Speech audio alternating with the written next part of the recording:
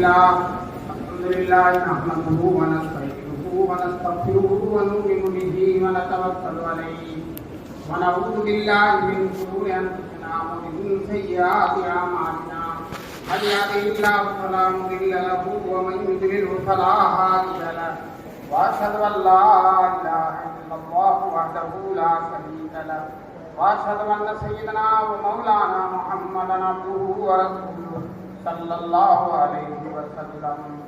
اعوذ بالله من الشيطان الرجيم. بسم الله الرحمن الرحيم. هو الذي ارسل رسوله بالهدى ودين الحق ليظهره على الدين كله ولو كره المشركون. صدق الله العلي العظيم. وقال النبي صلى الله عليه وسلم خيركم من تعلم القرآن وعلمه أو كما قال النبي صلى الله عليه وسلم. سلام اس پر کہ جس کے نام لیوا ہر زمانے میں، سلام اس پر کہ جس کے نام لیوا ہر زمانے میں بڑھا دیتے ہیں ٹکڑا سرفروشی کا بسانے میں. حضرت صدر جلسہ، معزز اور محترم علماء کرام، محترم بزرگوں اور دوستوں، نوجوانان ملت، اللہ کا لاکھ لاکھ کرم ہے، احسان ہے کہ اللہ تعالیٰ نے ہم سب کو اپنے اس انتہائی قابل قدر اور محبوب مدرسہ روضۃ الابرار کے اس پہلے جلسے دستار بندی میں شریک ہونے کا موقع نصیب فرمایا. ماشاءاللہ 40 بچے اس مدرسے کے فیض سے، اس مدرسے کی برکت سے قرآن کریم کے حافظ ہوئے ہیں اور ابھی آپ کے سامنے ان کی دستار بندی ہوگی. اور عجیب منظر ہے، مشائخ، علماء دور دراز سے اکابرین ملت اور آپ حضرات تشریف فرما ہیں. اللہ تعالیٰ سب کے آنے کو قبول فرمائے. بارش بھی ہے شدید اور رات ہی سے بارش ہو رہی ہے. میں تو سمجھا تھا کہ مجمع آئے گا نہیں، تھوڑے سے لوگ ہوں گے، لیکن بارش نے مجمع کو کسی طرح سے نقصان نہیں پہنچایا، بلکہ الحمدللہ ماشاءاللہ مجمع بڑھا ہوا ہے اور اچھا خاصا وقت ہو گیا. لیکن آپ حضرات تشریف فرما ہیں. میں جب آیا تھا تو ایک بچہ چھوٹا سا تقریر کر رہا تھا، دارالعلوم دیوبند کے فیض کو، برکات کو اور اثرات کو بیان کر رہا تھا. اتنا عمدہ بیان کیا اس بچے نے، اسی سے مجھے مدرسے کی خدمات کا اندازہ ہو گیا. اس لیے کہ چاول کی ایک دیگ سے، دیگ کے ایک چاول سے پورے دیگ کا اندازہ چل جاتا ہے. اس چھوٹے سے بچے نے بے جھجک تقریر کی، بہترین تقریر کی. یہ مدرسے کی خدمت کا نتیجہ ہے. بتائیے بچے مدرسے میں نہ آتے تو اس طرح کی صلاحیتیں ہوتی ان کے اندر.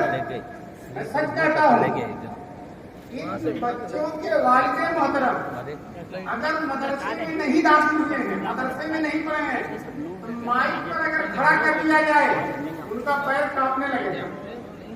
اور یہ چھوٹا سا بچہ جس نے مدرسے میں اپنے اوقات گزارا اور مدرسے والوں نے جس کو سجایا، سنوارا، جس کی صلاحیتوں کو نکھارا، وہ بچے، چھوٹے چھوٹے بچے بے تکلف مائک کو بولتے رہتے ہیں. یہی مدرسوں کی خدمات کا نتیجہ ہے. اللہ تبارک تعالیٰ ان مدرسوں کی خدمات کو قبول فرمائے. آج پوری دنیا میں جو اسلام زندہ ہے، اسلام کی رونق ہے اور اسلام کی شان ہے. اور دوستو آج ہے، پہلے بھی تھی اور انشاءاللہ قیامت تک رہے گی. یہ شان ختم ہونے والی نہیں ہے. ہمارے رسول پاک صلی اللہ علیہ وسلم نے جب آخری حج فرمایا تھا عرفات کے میدان میں، رسول پاک صلی اللہ علیہ وسلم نے پہلے تو 1 لاکھ کا مجمع تھا، اس مجمع سے خطاب کیا تھا. رسول پاک صلی اللہ علیہ وسلم نے اونٹنی پر بیٹھ کر، مائک نہیں تھا اور لاکھ کا مجمع تھا، 1 لاکھ کا، اور حضور نے خطاب فرمایا. قریب والا جیسے سن رہا تھا، دور والا بھی اسی طرح سے سن رہا تھا. یہ معجزہ تھا جناب رسول پاک صلی اللہ علیہ وسلم کا. پھر آپ نے اس کے بعد دعا کی. عرفات کے میدان میں دنیا میں سب سے زیادہ دعا جو قبول ہوتی وہ عرفات کا میدان ہے. اور پھر اللہ کے سب سے بڑے محبوب ہیں اور مجمع میں صحابہ ہیں. صحابہ ہیں. بتائے صحابہ کے علاوہ کوئی نہیں ہے. اگر اس مجمع میں کوئی پہلے سے صحابی نہیں تھا تو آنے کے بعد ہو گئے. حضور کو دیکھ لیا اپنے صحابی ہو گئے. 1,00,000 کا مجمع, 1,00,000 صحابہ موجود ہیں. اس میں حضور صلی اللہ علیہ وسلم نے دعا کی تھی. دعا کیا کی تھی میں آپ کو بتانا چاہتا ہوں. دعا کی تھی حضور نے, اے اللہ میری امت قیامت تک باقی رہے. اے اللہ میری امت قیامت تک باقی رہے. کوئی ظالم و جابر خونخوار میری امت کو ختم نہ کر سکے. یہ دعا مانگی تھی جناب رسول پاک صلی اللہ علیہ وسلم نے. دوستو ابھی دعا مانگ کر فارغ ہوئے کہ اللہ نے جبریل امین کو بھیجا, جا کر میرے محبوب کو بشارت سنا دو کہ آپ کی دعا قبول. جا کر میرے محبوب کو بشارت سنا دو کہ آپ کی دعا قبول ہے. دوستو اس مقبول دعا کے بلبوتے میں میں کہتا ہوں اس ملک میں اس دنیا میں کوئی رہے یا نہ رہے ہم تو قیامت تک رہیں گے. ہم تو قیامت تک انشاءاللہ رہیں گے. ہمارے سر پر انتہائی مقبول دعا ہے جناب رسول پاک صلی اللہ علیہ وسلم کی, جس کو اللہ نے خود فرما دیا تھا کہ میرے محبوب آپ کی دعا مقبول ہے. دوستو حالات آئیں گے, خطرناکیاں آئیں گی, بڑے بڑے طوفان حوادث آئیں گے, لیکن طوفان حوادث انشاءاللہ ہمارے پیروں سے ٹکرا کر واپس چلے جائیں گے. وہ ہمارا کچھ کر نہیں سکیں گے. دوستو آپ تاریخ دیکھیے, یہ موقع نہیں ہے, آپ جلسے کا بالکل آخر ہے اور جو اعلان کیا گیا تھا اس سے وہ وقت ہو بھی گیا ہے, اس لیے بہت لمبی چوڑی تقریر کرنے کا موقع نہیں ہے. لیکن میں بتا دوں جب حالات مایوسیوں کے آتے ہیں, حالات خراب ہوتے ہیں, لگتا ہے کہ امت پر کوئی استاد آنے والی ہے, امت پر کوئی مصیبت آنے والی ہے, تو ہمارے رسول پاک صلی اللہ علیہ وسلم کی برکت سے اللہ تعالیٰ کوئی ایسا مرد قلندر پیدا کر دیتے ہیں جو ان فتنوں کا مقابلہ کر کے ان فتنوں کے طوفان کا رخ موڑ دیتا ہے اور دین کو زندہ کر دیتا ہے. یہ ہر دور میں قیامت تک اس طرح سے ہوتا رہے گا. چنانچہ ابھی بچے نے دیوبند کا تذکرہ کیا. آج دیوبند ہمارے لیے مایوسیوں کی زندگی میں امیدوں کا ایک بہت بڑا چراغ ہے. دارالعلوم دیوبند کو پڑھیے تو آپ کی ہر مایوسی ختم ہوتی نظر آئے گی. صورتحال ایسی تھی, انگریز ملک پر قابض ہو گیا تھا اور پورے ہندوستان پر اپنی حکومت کا جھنڈا لہرا دیا تھا. بڑے غرور میں تھا. حکمران غرور میں ہوتے ہیں لیکن اللہ تعالیٰ ان کے غرور کو ختم نہیں کر دیتا. غرور میں ہوتے بھی ہیں لیکن اللہ ان کے غرور کو ختم نہیں کر دیتا ہے. چنانچہ انگریز اپنی حکومت کے نشے میں غرور میں مبتلا تھا. اس نے کہا کہ پورے ہندوستان پر ہمارا جھنڈا لہرا رہا ہے تو پورے ہندوستان پر دین عیسائیت کا بھی جھنڈا لہرا ہے اور عیسائیت کے علاوہ کوئی نہیں رہے گا. لارڈ میکالے جو انگریزوں کا وزیر تعلیم تھا, اس نے حکومت کے نشے میں اعلان کر دیا اب ہم ایسے ہندوستانی بنائیں گے, ہم ایسے ہندوستانی بنائیں گے جو صورت و شکل کے اعتبار سے ہندوستانی ہوں گے اور ذہن و دماغ کے اعتبار سے انگریز ہوں گے. ہم سارے ہندوستانیوں کے ذہن و دماغ کو انگریز بنا دیں گے. چنانچہ انہوں نے وہ تعلیمی پالیسی نافذ کر دی. ہر بچہ جو ہے اس کو عیسائیت کی تعلیم دی جا رہی. اسکولوں میں افسران جاتے تھے اور بچوں سے سوالات پوچھتے تھے اور جو بچہ عیسائی مذہب کے مطابق سوال جواب دیتا تھا اس کو بہت بڑا بڑا انعام دیا کرتے تھے. ہر طرح سے بدلنے کی کوشش کی. چنانچہ علامہ اکبر الہ آبادی نے اپنے ایک شعر میں نقشہ کھینچا ہے. تو کھسکی پروفیسر آئے جب بسولا گیا تو رندا.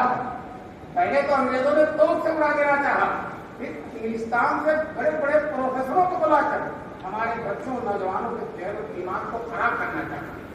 لیکن دوستو انگریزوں نے یہ اعلان کیا ہم ایسے ہندوستانی بنائیں گے جو صورت و شکل کے اعتبار سے ہندوستانی ہوں گے اور ذہن و دماغ کے اعتبار سے انگریز ہوں گے. دوستو اللہ نور سے بھر دے بزرگان دیوبند کی قبروں کو. انہوں نے اپنے ٹاٹ اور بوریے میں بیٹھ کر عاجزی, انکساری اور تواضع کے ساتھ توکل علی اللہ پر یہ اعلان کر دیا کہ ہم انشاءاللہ دیوبند کا مدرسہ قائم کر کے ایسے ہندوستانی بنائیں گے جو صورت و شکل کے اعتبار سے ہندوستانی ہوں گے اور ذہن و دماغ کے اعتبار سے مکی اور مدنی ہوں گے. دوستوں میں بتاؤں انگریز کامیاب ہے, ہمارے اکابر کامیاب ہیں. آج ہر مسلمان مکی اور مدنی ہے. آپ چاہے غریب ہو چاہے مالدار ہو وہ زبان حال سے کہتا ہے دکھا دے یا الہی وہ مدینہ کیسی بستی ہے, دکھا دے یا الہی وہ مدینہ کیسی بستی ہے جہاں پر رات دن مولا تیری رحمت برستی. ہر مسلمان کو اس کی تمنا ہوتی ہے. دوستو دیوبند کا اس زمین میں مئی کا مہینہ اور چھوٹی سی مسجد ہے, انار کا درخت ہے, اس انار کے درخت کے نیچے ایک استاد اور ایک شاگرد سے مدرسہ شروع کیا گیا. استاد کا بھی نام محمود تھا اور شاگرد کا بھی نام محمود ہے اور 150 سال سے اس مدرسے کے کارنامے بھی محمود. ایک استاد اور ایک شاگرد سے مدرسہ شروع ہوا. عربی اعتبار سے محرم کا مہینہ تھا. دوستو رمضان آتے آتے ایک تعلیم سے جو مدرسہ شروع ہوا تھا, رمضان آتے آتے دورے تک کی تعلیم ہوئی, اسی سال دورے تک کی تعلیم ہوئی. اور مولانا قاسم نانوتوی جو اس مدرسے کے بانی ہیں, انہوں نے 7 سال کے بعد دستار بندی کا جلسہ ہوا تھا. اپنے جلسے میں انہوں نے فرمایا کہ ہماری توقع سے زیادہ اللہ نے مدرسے کو کامیاب فرمایا. اور کچھ بچے مدینے میں پڑھتے تھے, کچھ بچے مکے میں پڑھتے تھے. جب ان کو پتا چلا کہ دیوبند میں مدرسہ کھل گیا ہے تو مکے اور مدینے سے آ کر دیوبند میں پڑھنے لگے. دوستو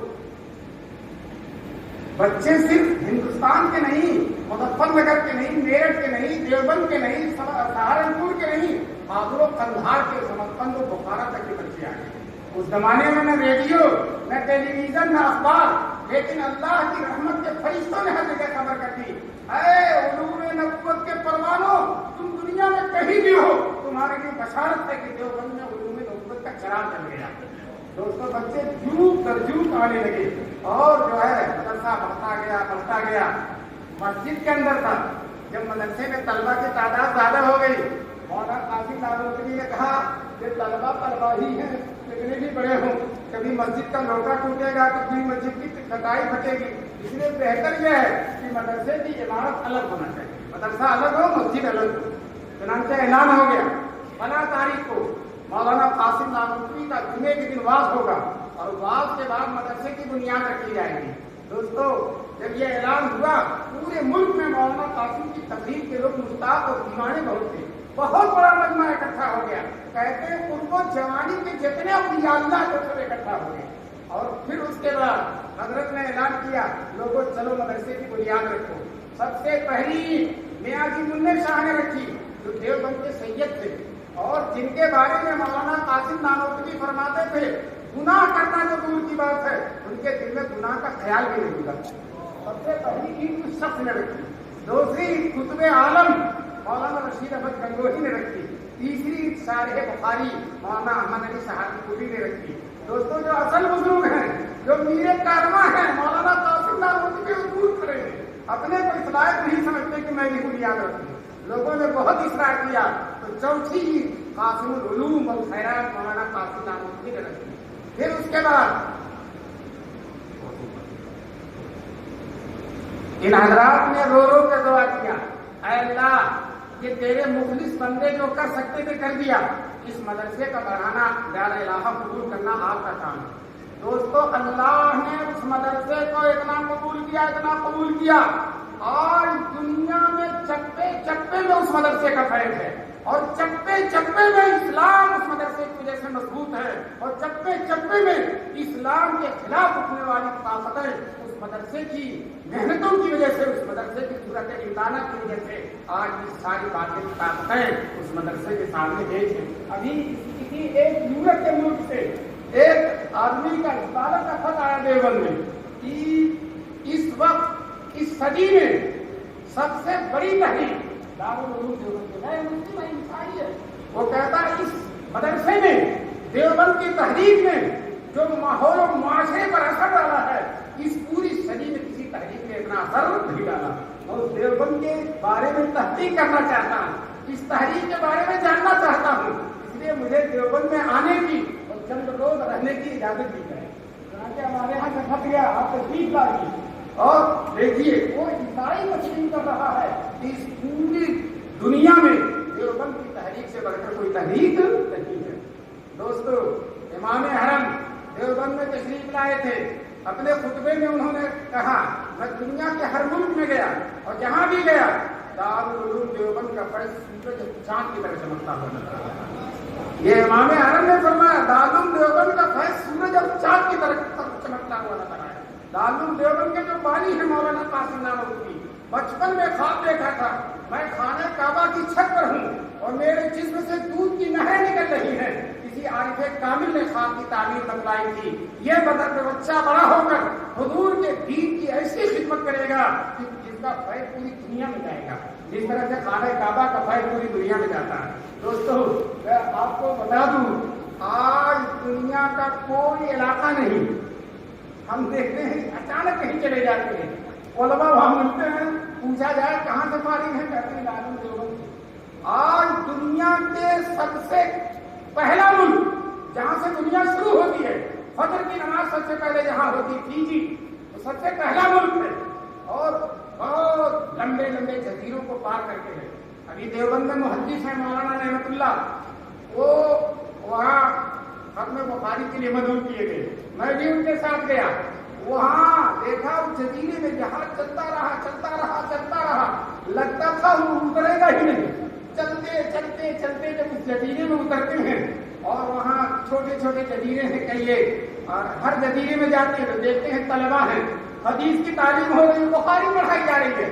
ہم نے ان استادوں سے پوچھا کہاں سے پڑھ کر آئے ہیں آپ لوگ؟ کہنے لگے دارالعلوم دیوبند سے پڑھ کر آئے ہیں۔ دوستو کہتے ہیں اڑائے کچھ ورق نرگس نے، کچھ لالے میں کچھ گل میں، چمن میں ہر طرف بکھری ہوئی ہے داستان میری، چمن میں ہر طرف بکھری ہوئی ہے داستان میری۔ دوستو دور دراز چلے جائیے، جنگل میں چلے جائیے، کسی جگہ چلے جائیے، کوئی چھوٹا سا گراؤنڈ نظر آئے گا، مسجد نظر آئے گی، اور مسجد کے اندر جائیں گے تو مکتب نظر آئے گا، اور مکتب کے ملا سے پوچھیے گا آپ کہاں سے پڑھ کر آئے ہیں، وہ کہے گا دارالعلوم دیوبند سے پڑھ کر آئے ہیں۔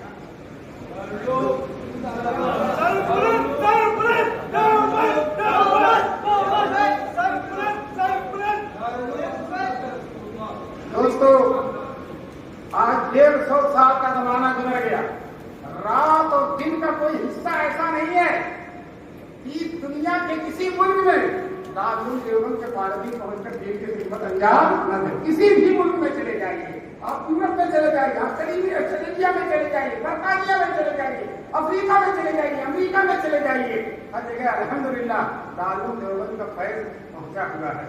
دوستو انگریزوں نے ایڑی اور چوٹی کا دور لگا دیا تھا کہ دارالعلوم دیوبند کو ختم کر دیا جائے، ایڑی اور چوٹی کا دور لگایا تھا، لیکن میں آپ سے پوچھنا چاہتا ہوں دارالعلوم دیوبند ختم ہوا یا انگریزی ختم ہو گئے؟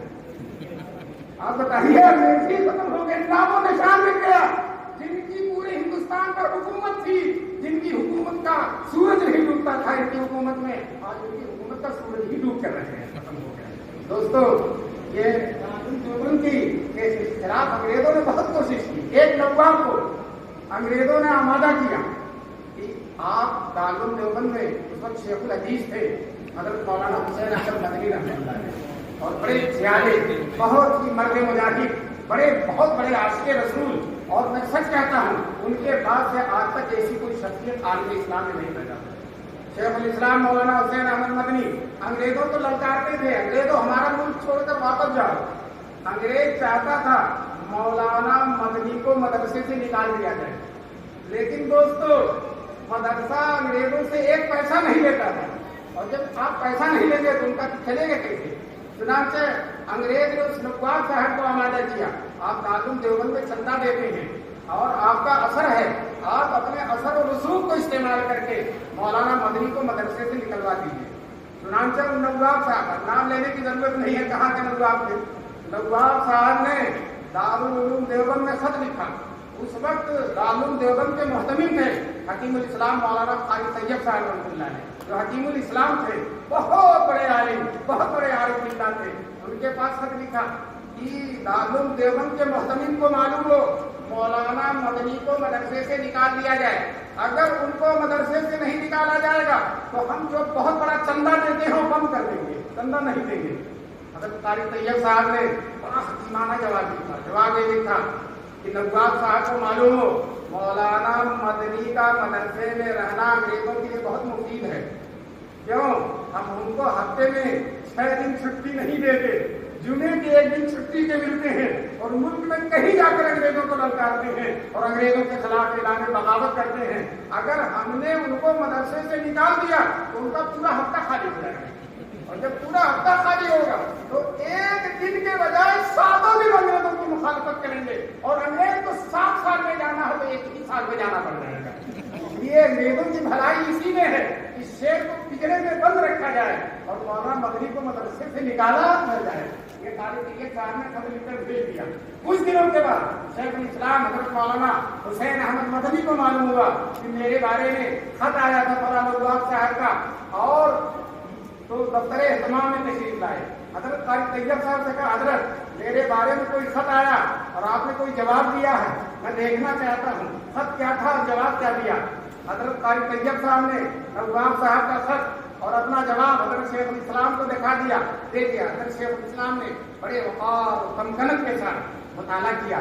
مطالعہ کر کے انتہائی سنجیدگی سے کہتے ہیں موسمی صاحب دوسرا خط لکھیے اور نواب صاحب کو لکھیے, نواب صاحب آپ نے آئندہ چندہ نہ لینے کی دھمکی دی ہے. میں آپ سے کہتا ہوں اب تک سال ہر سال سے جتنا آپ نے چندہ دیا ہے سب کی فہرست بھیج دیجیے, آپ کی ساری رقم واپس کر دی ہے. آپ سمجھتے ہیں مدرسہ آپ کے پیسے سے چلتا ہے, مدرسہ اللہ کی امانت ہے, اللہ کو چلانے والے. دوستو یہ دارالعلوم دیوبند کی شان ہے, اور آپ کا یہ مدرسہ روضۃ الابرار بھی اسی دارالعلوم دیوبند کے فیض یافتہ مفتی خلیل احمد صاحب اور ان کے دوسرے رفقا اور ان کے اساتذہ اور بزرگوں کی دعاؤں کا نتیجہ ہے جو اس شان کے ساتھ یہ مدرسہ چل رہا ہے. یہ دستار بندی کا جلسہ ہے, اور ابھی آپ دیکھیں گے کہ 40 بچے جو اس مدرسے کے فیض سے فیضیاب ہو کر حافظ قرآن ہوئے ہیں, ان کے سینے میں وہ امانت اتار دی گئی ہے جس امانت کا پہلا حصہ غار حرا میں رسول پاک کے سینے میں اتارا گیا تھا. آج اس امانت کے بچے حامل ہو گئے ہیں, معمولی بات نہیں ہے. میں کہتا ہوں اس پورے علاقے کے لوگ اپنا سارا پیسہ خرچ کر دیں اور مدرسے والے ایک بھی حافظ بنا کر دے دیں تو یہ سودا سستا ہے. اور آج مستان صاحب مرحوم اللہ ان کی قبر کو نور سے بھر دے, اور ان کے بیٹے جو مدرسے کو کی خدمت انجام دے رہے ہیں, یہ اللہ کی توفیق ہے. مالدار تو بہت ہوتے ہیں لیکن مالداروں کے مال کو دین کے لیے قبول کرنا یہ اللہ تعالیٰ کی بہت بڑی عنایت اور رحمت ہے. اللہ تعالیٰ کی سب کے مال اس طرح سے قبول نہیں ہوتے.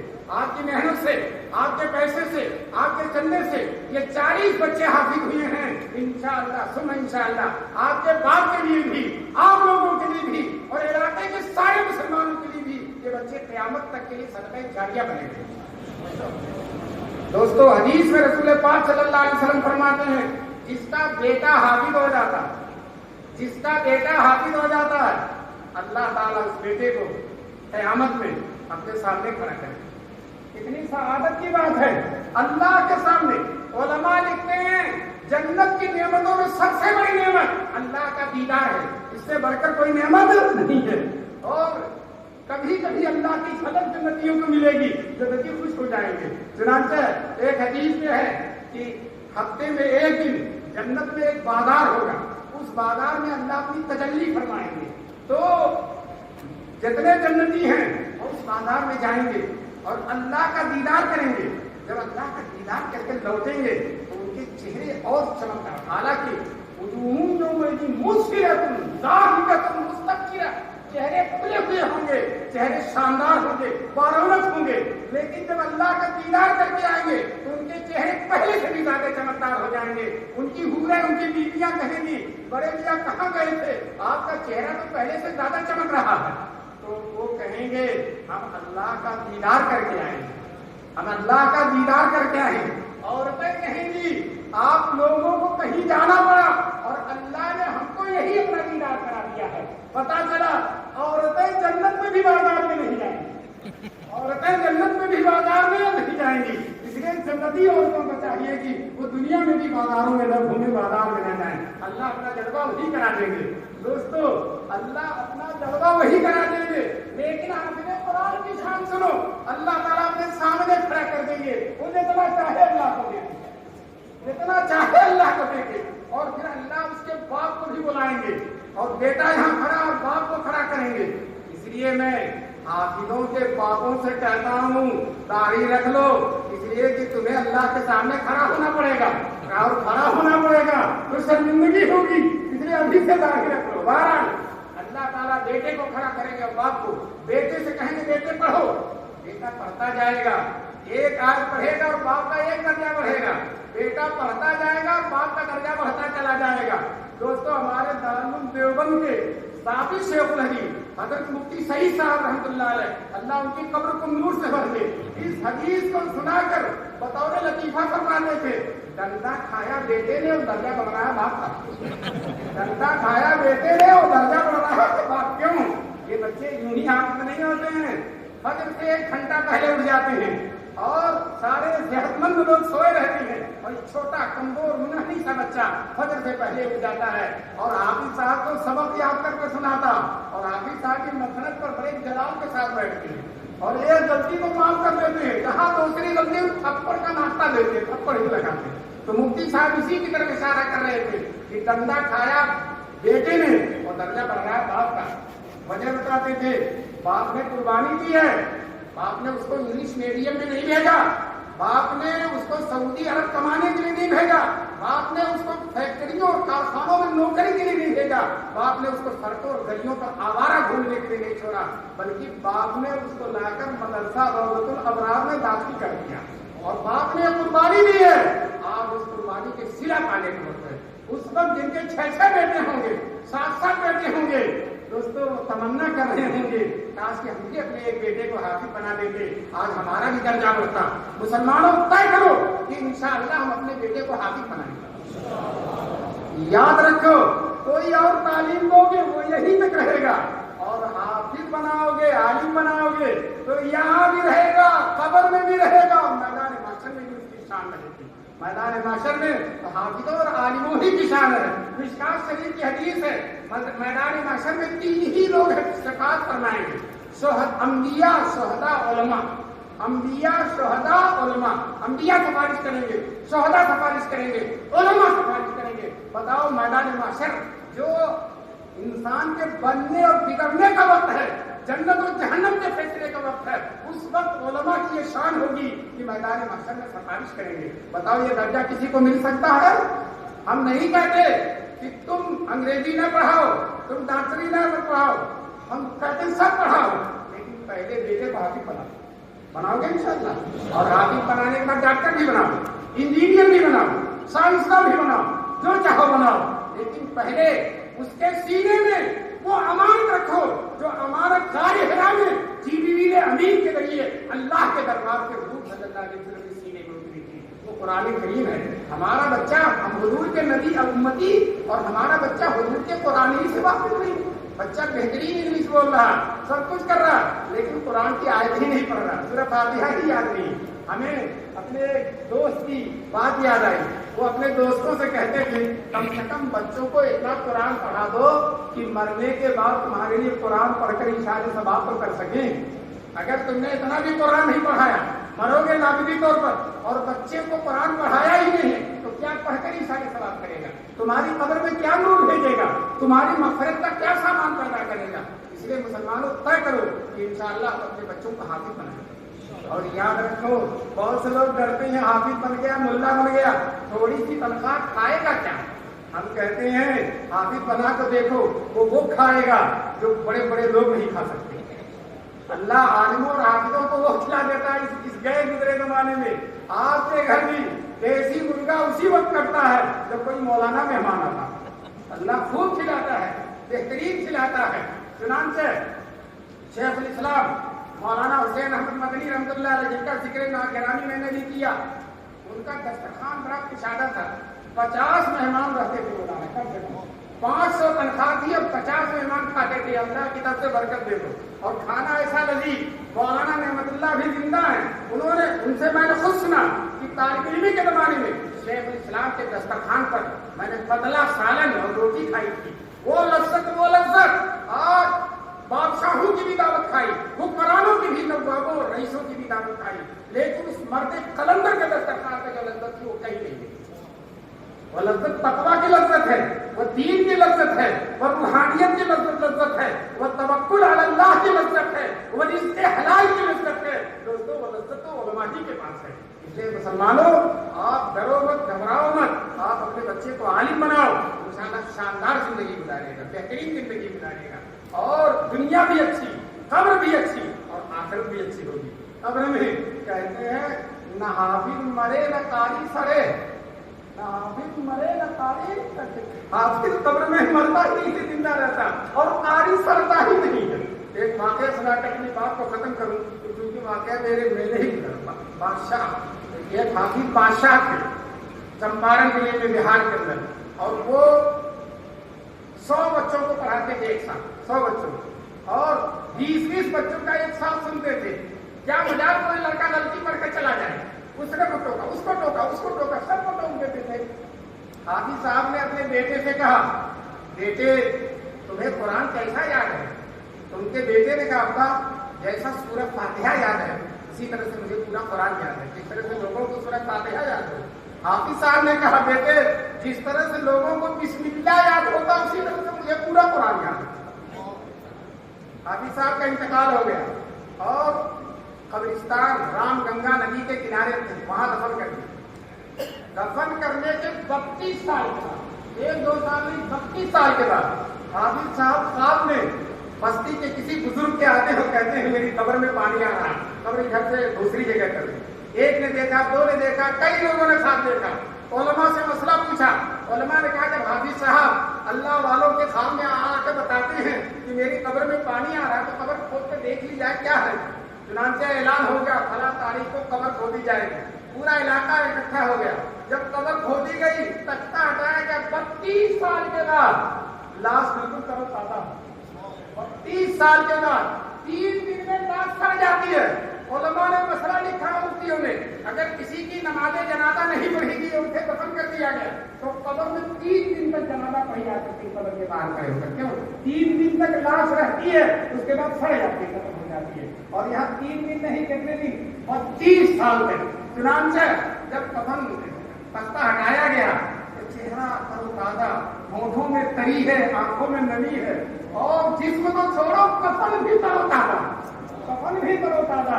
کسی شاعر نے شعر کہا کہ کریم شعر, امانت کی طرح رکھا لحد نے روز محشر تک, امانت کی طرح رکھا لحد نے روز محشر تک, نہ ایک منہ کم ہوا اپنا, نہ ایک تارے کفن بگڑا, نہ ایک منہ کم ہوا اپنا, نہ ایک تارے کفن بگڑا. دوستو پھر وہاں سے لا کر جس مدرسے میں پڑھاتے تھے وہاں ان کو دفن کر دیا. میں ان کی قبر پر حاضر ہوا ہوں, اور میں نے فاتحہ پڑھا, قبر پر کتبہ لکھا ہوا, دفن اول فنا سب میں, اور دفن ثانی پڑھا, دفن اول فنا. یہ حافظ کی شان ہے. بتاؤ میدان محشر میں بھی شان, قبر میں بھی شان, اور دنیا میں بھی شان ہے. ابھی شان دیکھو گے, یہ بچے جبہ پہن کر آپ کے سامنے آئیں گے, اور ان کے سر پر دستار فضیلت رکھی جائے گی. یہ اس اعزاز کا ایک ادنا سا نمونہ ہے جو ان کو میدان محشر میں ہوگا.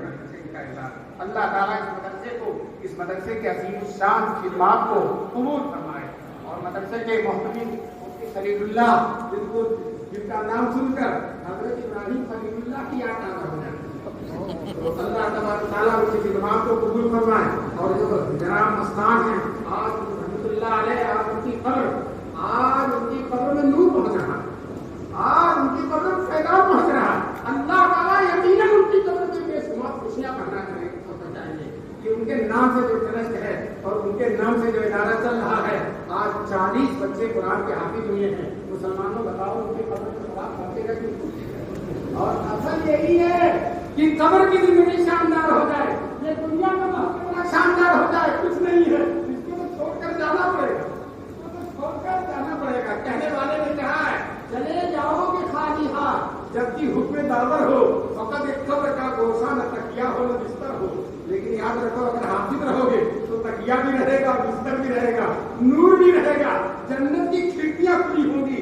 دنیا کی یہ تکیہ اس تکیے کو کیا پا سکتی ہے جو حافظ قرآن, عالم قرآن, اللہ کے مقبول بندے کے قبر میں جنت کی کھڑکی کھول کر رہا ہے. اللہ تبارک تعالیٰ اس مدرسے کے عظیم الشان خدمات کو قبول فرمائے. اور جو ہے میں یہاں آیا اور آ کے مجھے بڑی مسرت ہوئی. میں سوچا تھا کہ آخر میں میری تقریر ہوگی اور 1 بجے تک ہے, 2 بج جائے گا, اور کوئی ملے ہوئے کہ نہیں تقریر کرنے کے لیے, سننے کے لیے. لیکن اتنا کرنا ہے کہ اگر میں کچھ اور بھی کہوں تو یہ سنیں گے, لیکن میں بات کو ختم کرتا ہوں. اللہ تبارک تعالیٰ جو کچھ میں نے کہا اسے قبول فرمائے. اور یہ بچے کو میں مبارکبادی دیتا ہوں کہ حافظ ہو گئے. بچوں زندگی بھر حافظ رہنا, قرآن کی تلاوت کرنا, اور جس طرح سے اللہ نے تمہیں حافظ بنایا ہے اسی طرح سے عالم دین بھی بن جانا. اور مدرسے کے جتنے بھی اساتذہ ہیں سب کو مبارکبادی.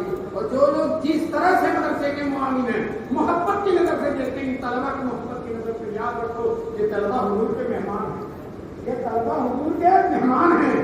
دوستو, حضور صلی اللہ علیہ وسلم نے وصیت کی تھی. ایک صحابی ہیں, وہ ایک طالب علم کو پڑھا رہے تھے. طالب علم کروٹ لیتے ہوئے پہلے مدرسے پیر آگے بڑھ گیا تو استاد نے طالب علم کے پیر کو چوم لیا. صحابی کے منہ میں اب وہ طالب علم بالکل شرمندہ ہو گیا. اگر جو ہے میرے پیر کو آپ نے معمولی آدمی تو کہنے لگے بھائی تمہارے بارے میں حضور نے وصیت کی, تمہارے بارے میں حضور نے فرمایا میرے بعد دنیا کے گوشے گوشے سے اے صحابہ تمہارے پاس علم سیکھنے آئیں گے. فاستوصوا به خیرا, میں تمہیں ان کے لیے بہترین وصیت کرتا ہوں. ان کے بارے میں ان کے ساتھ اچھا معاملہ کرو. یاد رکھو اس بستی کے لوگ اگر طلبا کو اچھا کھلائیں گے انشاءاللہ اللہ کو اس سے اچھا کھلائے گا. میں نے تجربہ کیا, جس بستی میں مدرسہ شاندار رہتا ہے, طلبا کے ساتھ اچھا معاملہ ہوتا تو اللہ تعالیٰ اس بستی کے ساتھ بھی اچھا معاملہ کرتا. ابھی دیوبند کے قریب ایک بستی ہے, 4 بستیوں کے بیچ میں ایک مدرسہ, اور سارے لوگ کہتے ہیں ہمارے مدرسے کا چندہ کہیں اور سے نہیں آئے گا, ہم ہی دیں گے. وہ لوگ کہتے ہیں جب سے مدرسے میں چندہ دینے لگے اللہ نے ہماری کھیتیوں میں ڈوبنا پینا پیدا کر. تو دوستوں ان بچوں کو دو گے, ان طلبا کو کھلاؤ گے, اللہ تمہیں کھلائے. اللہ تعالیٰ جو ہے آپ حضرات کی تشریف لانے کو اور ان بچوں کے حافظ ہونے کو اور ان بزرگوں کو ان بچوں کی محبت میں امریکہ اور ملیشیا سے آ جانے کو اللہ تعالیٰ قبول فرمائے اور ان کو بہترین بدلہ نصیب فرمائے. وآخر دعوانا الحمد للہ رب العالمین.